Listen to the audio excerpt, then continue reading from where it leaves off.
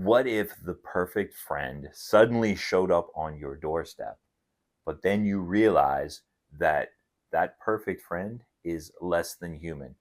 Well, that's the question that's at the heart of Paul Tremblay's newest novel, Another. And I got to tell you, it was one of the weirdest and somewhat unsettling books that I've read this year.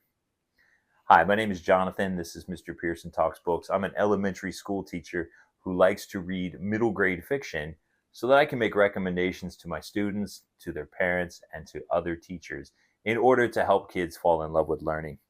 And so today we're going to talk about the book Another by Paul Tremblay. Paul Tremblay is typically known for writing adult horror. But this is his first foray, his first attempt at a middle grade novel.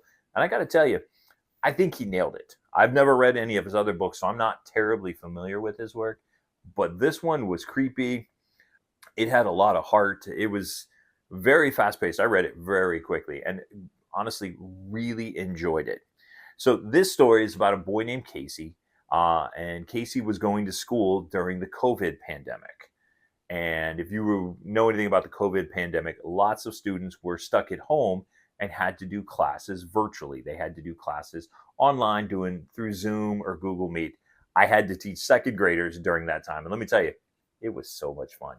One day in class, Casey sees that he's going to have to read in front of everybody. And reading is not his strongest area. And because he's so nervous and so anxious about having to read in front of everybody, he starts to have a nervous breakdown. He starts getting tics and stumbling and stuttering all over himself. And unfortunately, there was another student who videotaped that. And it became known as the Zoom incident. There was some cyberbullying going on. And as a result, Casey has really withdrawn into himself and doesn't want to be around the other students. And then one day, for some reason, his parents come home with a rotary phone, one of those old phones that you plug into the wall. And as soon as they plug it in, it rings, and the voice on the other end of the phone says, "Hi, I am Casey's friend's dad. His friend is going to come for a sleepover." Casey has no idea what's going on, but his parents seem to think that this is perfectly normal. And so one day, this man shows up with a bag, and inside there is what looks like a boy, but his skin is weird. It's like he has Play-Doh skin. And as things progress, things start to get weirder and weirder for Casey. The phone rings and there's instructions that are given, and it seems to Casey like the boy that was in the bag, is slowly starting to replace him and take him over. And Casey has to figure out, what is he going to do in this situation? Now, what I really liked about this book is that Paul Tremblay, who is a math teacher, so he works with students on a regular basis, he really understands a lot of the things that teenagers and young adults, or even 12, 13, 14-year-olds are going through.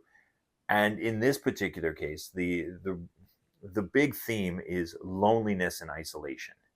And how do you handle loneliness and isolation? And Casey, whose sister is away at college, he really misses her. He finds himself being replaced by this strange boy. And what is he going to do about it?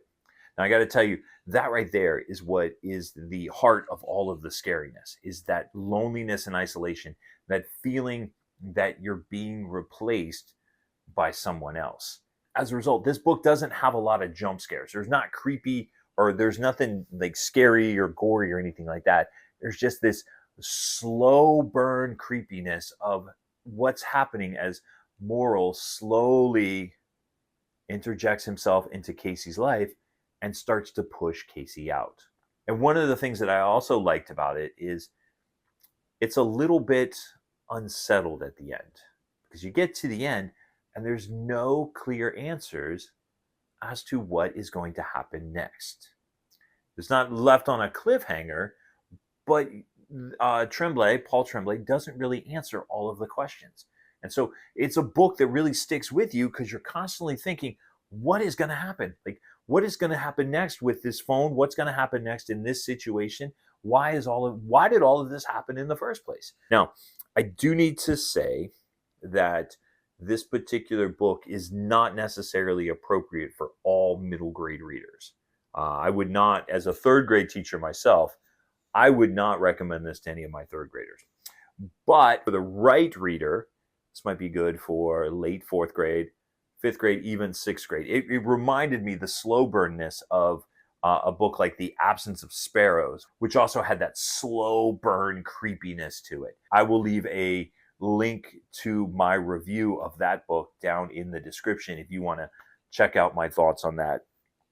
So if you are a fan of middle grade horror, particularly if you've read Katherine Arden's Small Spaces, if you've read any of those books in that trilogy, this would be a great one to read.